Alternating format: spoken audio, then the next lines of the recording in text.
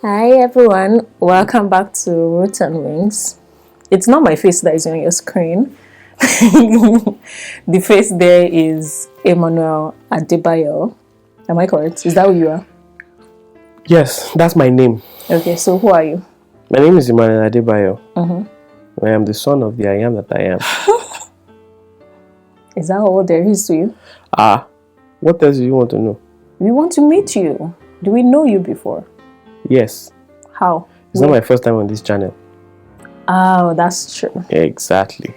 Okay. So, you're on camera today because you are Yawa now. How old are you? Tell us. Say it with your mouth. I am my age. What's your age?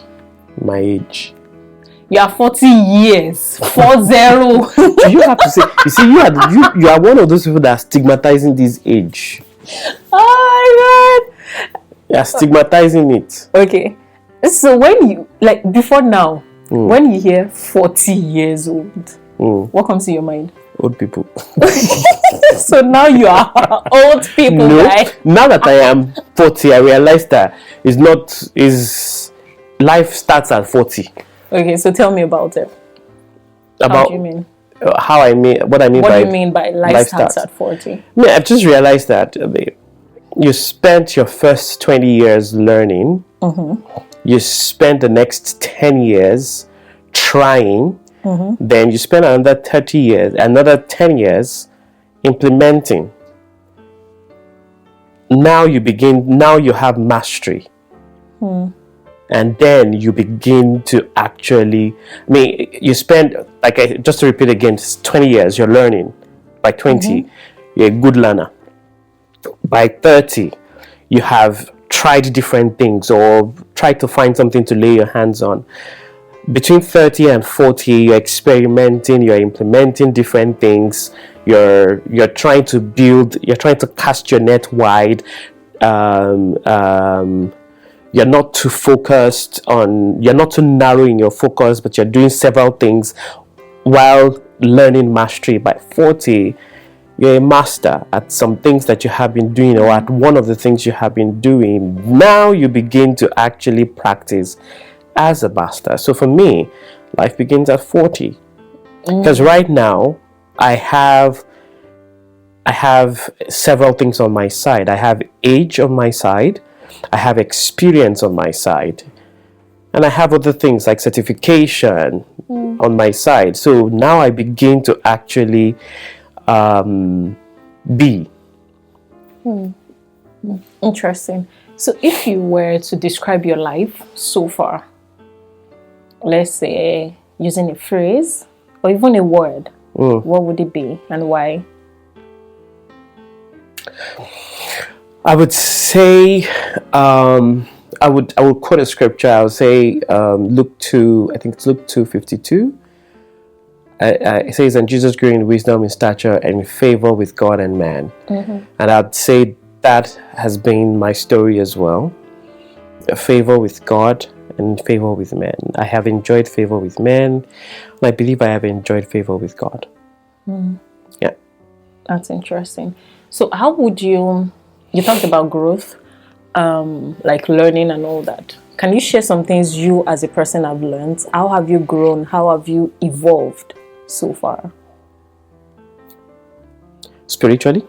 Let's start from spiritually, but I actually want to hear more like in terms of life generally, involving how your spiritual affected your physical, your mental, like as a whole.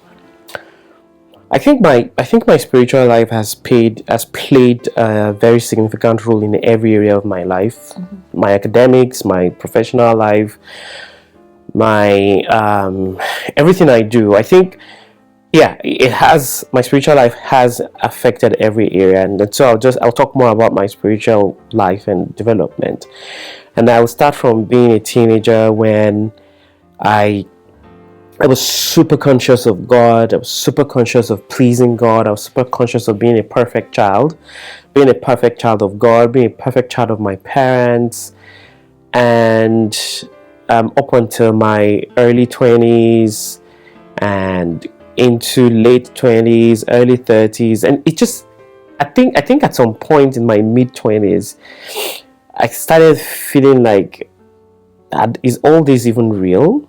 Like, I had a lot of questions in my mind. But I feel like one of the good things and which is one of the reasons I feel like I found favor with God, was I never sought the answers to these questions outside God himself. I kept going back to God, to each one of the questions about God that I have. And I consider that favor, because several people have had the same questions I had and walked away from God because of those questions. But I felt like those questions have drawn me closer to God and has made me understand God more. And one of the things I have grown to understand about God, two things actually, is the grace of God. The fact that I cannot work to merit righteousness. No way. I can't work it out.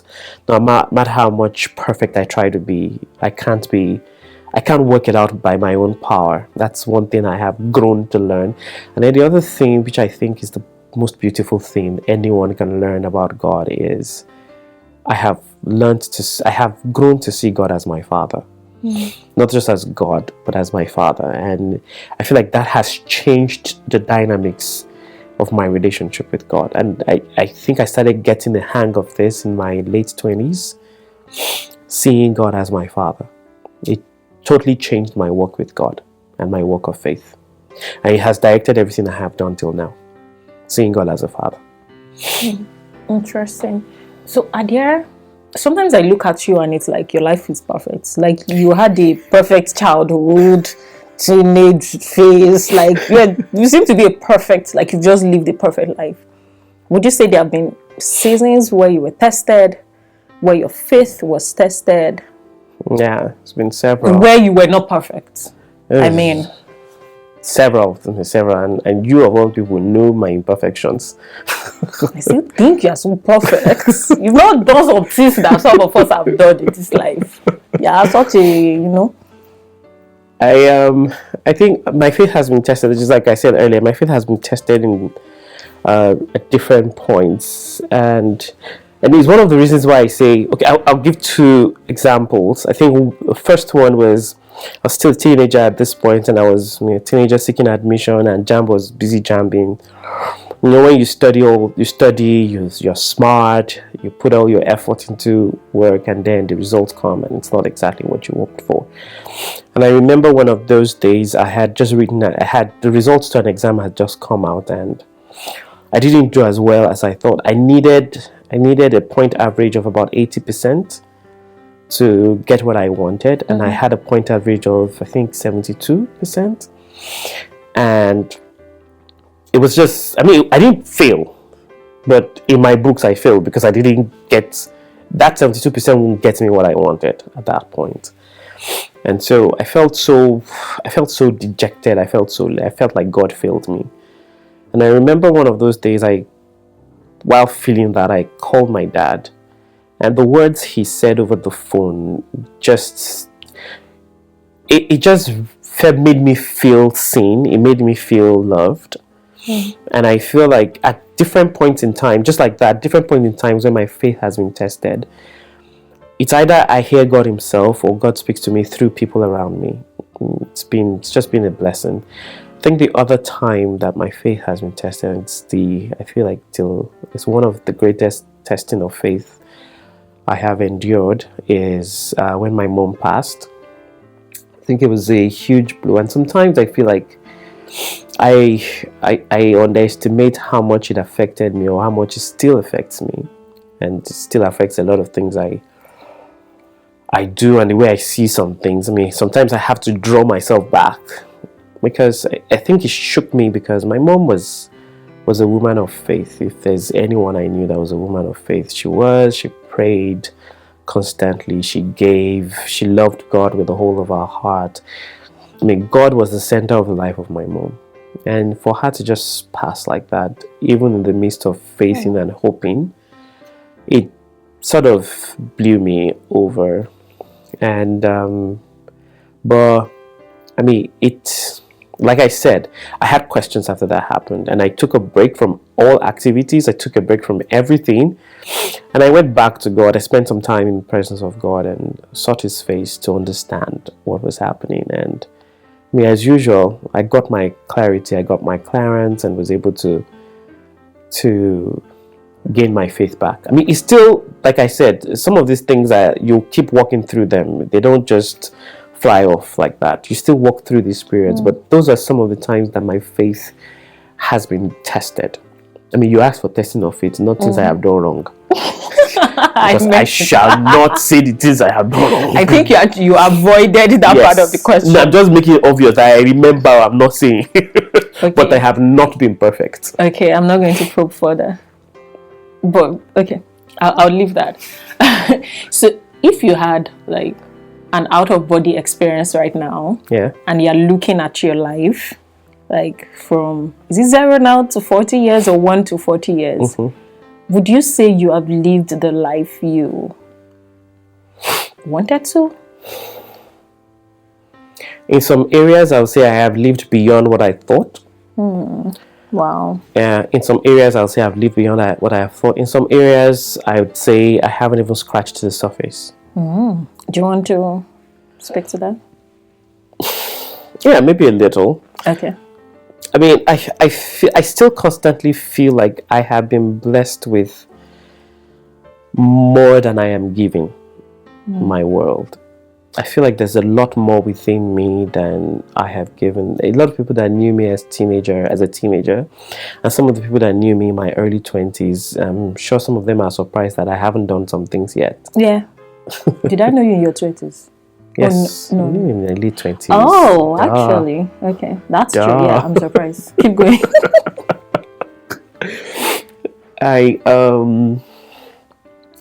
So I would say that there are some areas of my life that I feel I haven't really maximized.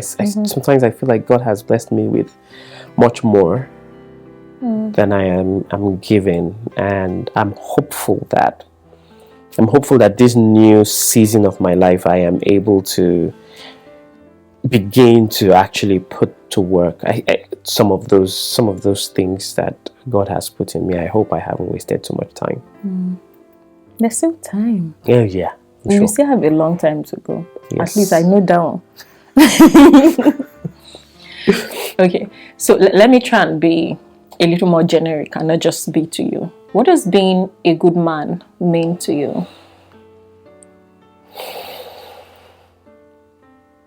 I have a probe to that, but I'll let you take that first. So I think being a good man, I'll start by saying that there's some standards. There's some general standards.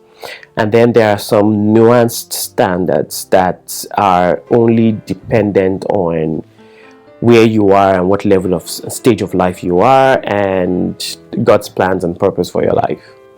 But so I'll just go with the general one. I think what it means to be a man for me is, in my opinion, is being a leader. And for me, being a leader is not about authority. It's not just about authority. It's not just about provision. It's not just about money. It's about, I don't know how else to describe it. It's just being a leader, having a sense of responsibility. And sense of responsibility is not just about your wife. I think I learned this from one of my aunties growing up. She always said that the way you treat people around you is the way you would treat your family.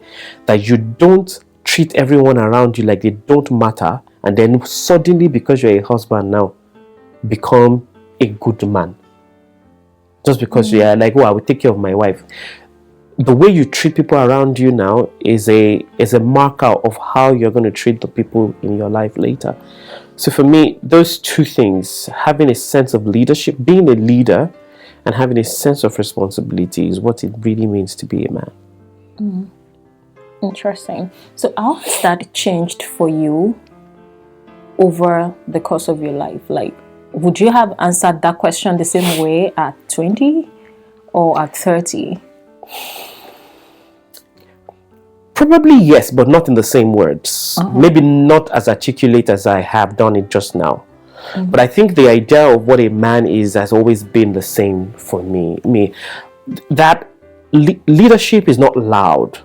I don't have to be on the forefront to be the one in charge. I don't have to be the one. The moment you have to announce that you are the leader, then you are not the leader. The moment you have to affirm with your words you are the leader, then you are not the leader. So for me, it's always been that same thing. However, how this has changed and grown for me over the time is my sense of responsibility has changed, has evolved. I think at some point in my life, I used to think that while I agree with the idea of shared responsibilities, especially in the home and all that, I feel like there's a place of leadership and taking responsibility. There's sharing responsibility, there's also taking responsibility. Taking responsibility is, we can work in this, for example, we work in a factory together, we have shared responsibility. My responsibility is to do A, B, C. So as a good responsible person, I do A, B, C and I'm done. But as a leader, it's not just about doing A, B, C. Has D been done? Has E been done? Being ready to ensure that all those other parts of the moving train are fixed, and being ready to step in whenever I need to step in, and also being ready to let people do what they can do. I mean, I feel like there's just that dynamics. So for me, what has changed is not the sense of leadership, but the sense of responsibility, the sense of owning more stuff. Because you can also, of course, your sense of leadership improves with your sense of responsibility. So for me, that the concept of responsibility has evolved over time for me, and which has also made my sense of and concept of leadership evolve. And I think, it's the same for everyone. Your concept of leadership and responsibility will evolve as life evolves with you anyway. Your responsibilities increase, your leadership, what you have to lead, people you have to lead also increase, and so you have to do more that way. So for me, it's that is what has improved and evolved over the years. Okay, so where did you learn all that from? Like, where would you say you gathered all that you said now? Because that seems to be something missing in a lot of men. So where would you say you got that knowledge from? And I can testify to the fact that you are not actually saying that from head knowledge. You've been practicing it, so you can blush. You've been practicing it. You are a good man. Where did that come from? I'd say it has come from men around me. I have watched men around me, but where did the consciousness to watch men around me come from? It came from my parents. It came from watching my father. It came from watching even my mother. So I was, when you're looking at your father and you can see, your father is the first example of a man for you. And then I had other mentors in my life also who played significant roles in understanding who a man should be. Some things you see in your father and you're like, I don't think this should be it. And what made me understand what it should be or what should not be is also listening to my mother. So I can see my father, I can hear my mother. I can hear what she doesn't like. I can hear what she complains about. One thing is cooking. My mother made sure I could cook. Like, it was I think the first time I made amala. It's kind of difficult to cook. It's you that know. You were saying? I think the first serious food I cooked was actually amala. It was an interesting thing. And I think I made my first amala when I was 10, thereabout. I started cooking before you started cooking. You were 10 before I was 10? But did you start cooking 10? No. Exactly. Moving on. This discussion is not about me. Can you focus?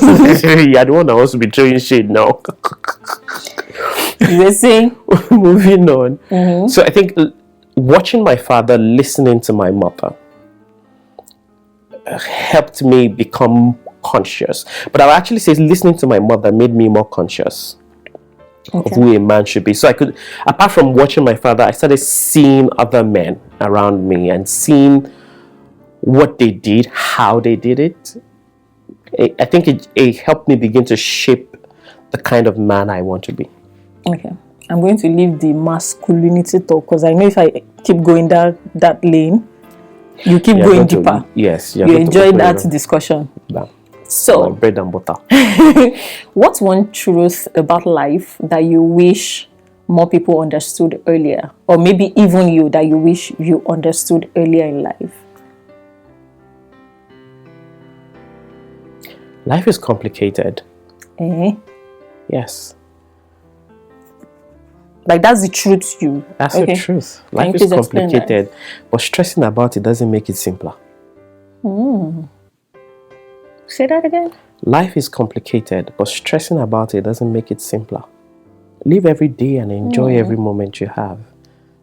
Because worrying about tomorrow is not going to make tomorrow easier. So, I mean, it's one of the things. I am a kind of person that, I mean,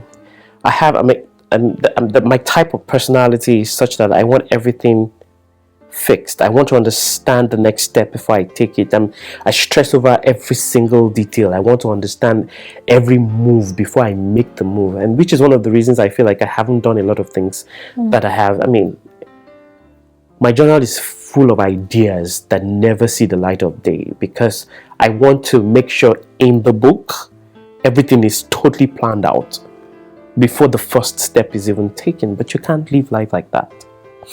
Life doesn't work that way. At the end of the day, you will just become a thinker, an imaginator, not a doer, and life rewards the doers. And the only way you do is do. And so life is complicated, yes. Life is difficult, yes. It's not going to, trust me, it's not going to be me. Inflation, there was inflation in 1985. There's inflation today. There will be inflation tomorrow. It's not going to change. It's not waiting for a better tomorrow. And I think that concept of a better tomorrow it's just false. The better tomorrow is you grow better. You grow better. It's not the tomorrow that is better. It's just you that are better. So the more you can invest in yourself today, the more you can do for yourself today, the better your tomorrow will be. And the only way you can do that is just do. Enjoy every moment that comes. Enjoy, meet people, have fun. Enjoy. Because life is complicated, but stressing about it is not going to make it easier. What would you say to someone afraid of getting older? You have no choice. You will get older. That's what you have to say. Yeah, I'm sorry. It's just the difficult truth. So you might as well enjoy it and work towards it. Maybe I want to hear more because You're afraid of getting older. I am afraid of getting... Like, I see the grey hairs on my head and it's like, why can you slow down?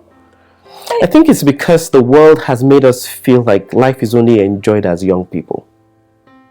Is it not though? No, it's our concept of enjoyment. And we were having a conversation yesterday and we're saying that our concept of what is fun changes as we grow. So just because I cannot do what you are doing when I'm an 80-year-old man, just because I cannot do what a 20-year-old man is doing, doesn't mean I'm having less fun. At that time, fun for me maybe being able to sit with my wife and take a 10-minute walk every day and hold her hands. That may be fun. The same excitement and enjoyment that a 20-year-old will derive from traveling all around the world, I can derive that same enjoyment from holding the hands of my wife at 80. So who is the judge of who is having more fun? I think the way the world has created ideas for us has made us feel like, oh, if you don't enjoy now, you can't enjoy later. Says who? I think it's just, so the definition of fun, I think it's independent. And for example, everybody wants to go out right now, even me. My idea of fun is sitting at home, hanging in my own house. That's my idea of fun. So you now tell me that when I'm 80, I'm going to miss going out. Like, duh, I didn't even want to go out. No. So for me, I don't think that you're going to have less fun as an older man. But if you stress now about getting old, the the things you should enjoy now as a young person, you won't enjoy it because you are busy stressing about getting old, and there is nothing you can do about it. You're going to get old, at least until science finds a way to keep us young forever. They need to find this song. I hear you. I feel like the beauty of life is also the fading of life. If life were guaranteed, if you knew you would always be 20 years old, if you knew you would always have the strength in your body, you would always have the time, wow, life won't be worth living. My opinion. The fun and the beauty of life is the aging of life. The fact that the time passes away and you cannot get it back is like gambling. Sometimes the truth is the fun of gambling is knowing you can win or lose. And so is life. Wow. Okay, food for thought. What are you most grateful for in this season of your life? My wife.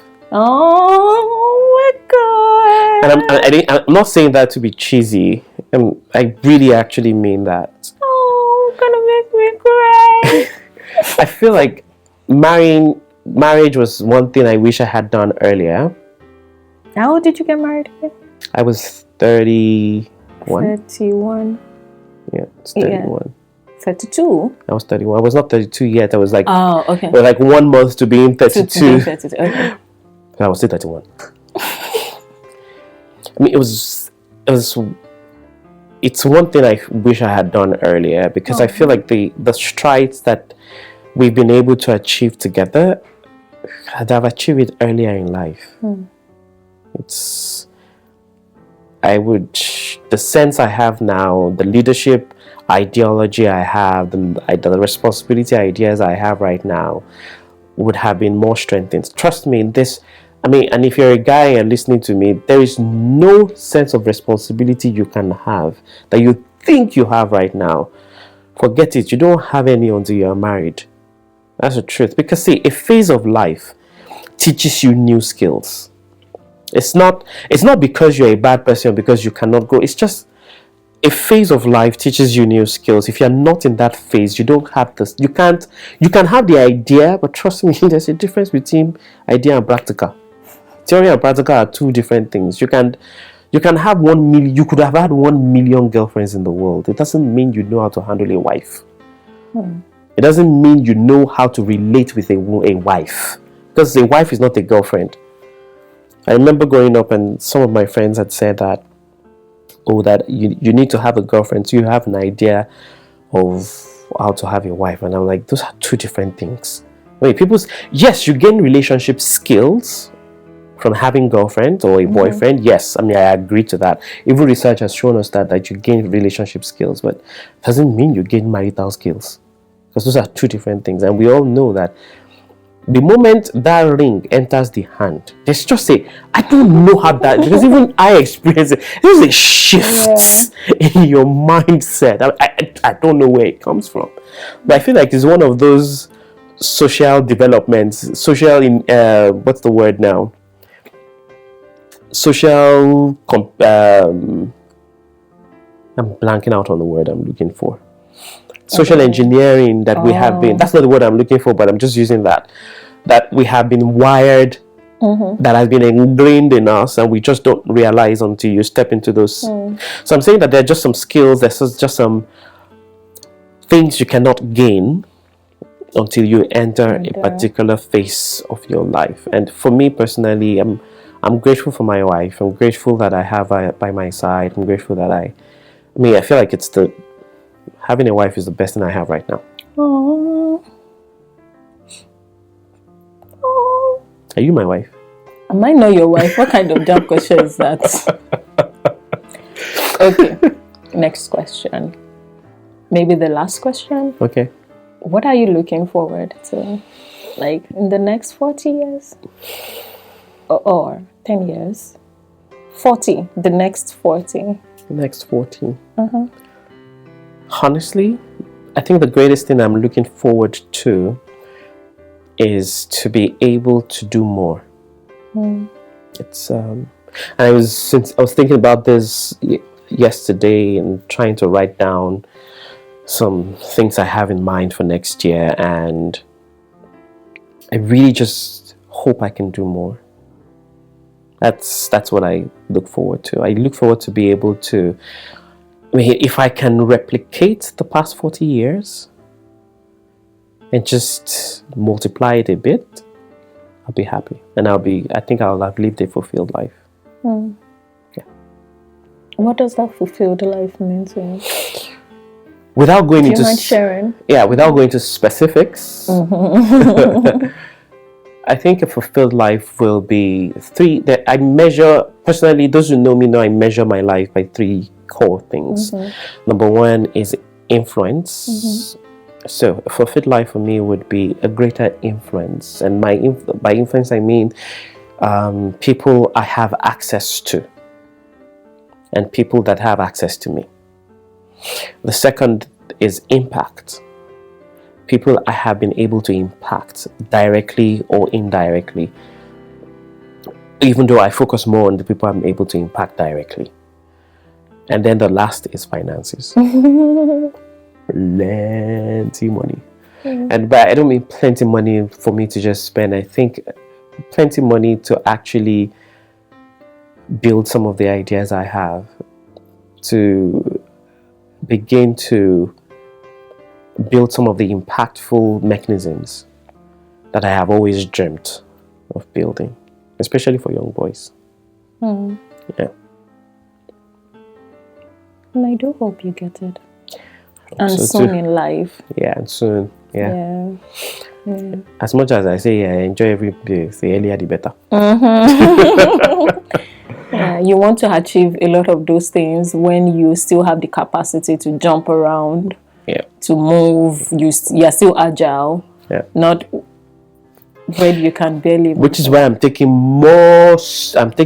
my health more seriously. I'm going to be exercising more. I'm not just going to be exercising in my head. I'm going to be exercising physically. Amen. Because I mean, I see older men who, I remember I worked with this professor, I don't want to say his name on camera. At 70, this man still is fit. Yeah. And I used to imagine, I mean, even my father at 70, Yeah. That even is my so father at cute. 70 is still so fit. Like, if I continue like this,